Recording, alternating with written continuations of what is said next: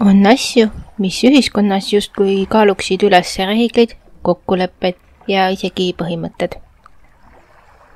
Raha on neist üks mõjuvõimsamaid.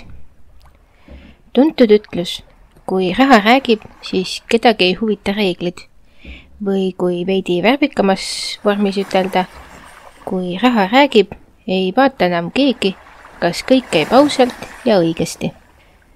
See lause peegeldab lihtsalt ent samas ebamugavat tõde. Maailmas on hetki ja kohti, kus raha suudab sammutada kõik väärtused.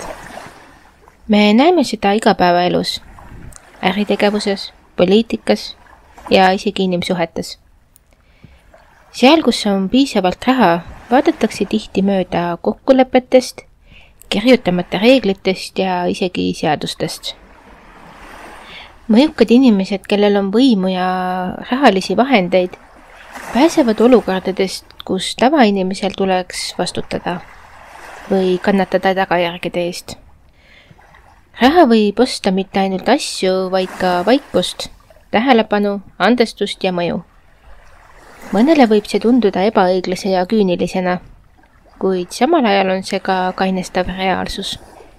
Ideaalmaailmas peaks kõiki kohtlema võrdselt, sõltumata nende rahakoti paksusest või staatusest.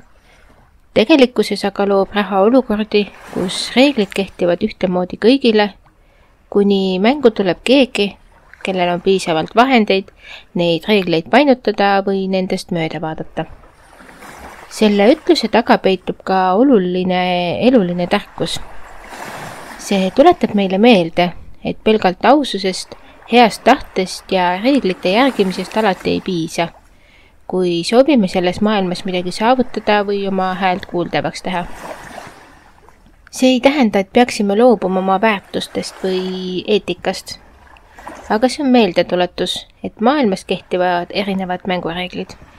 Ja mõnikord on raha see, mis määrab, millist mängu parasjagu mängitakse. Selle mõtte kõige olulisem osa on see, et me peame õppima seda maailma lugema. Me peame tundma ära hetked, kus on mõistlik seista oma põhimõtete eest ja hetked, kus tuleb arvestada, et tegelikkus ei käitu alati mustvalgelt. Raha ei ole iseenesest hea ega halb. See on vahend. Küsimus on, kuidas ja mille nimel seda kasutatakse. Seda mõtet tasub meeles pidada nii ettevõtluses, igapäevaelus kui ka ühiskondlikus plaanis. Raha võib avada uksi, aga see ei peaks võtma meilt silmi peast ega tegema meid pimedaks ebaõigluse suhtes. Mõistes, kuidas maailm toimib, saame teha ise targemaid valikuid. Aitäh kuulamast ja järgmiste kohtumisteni!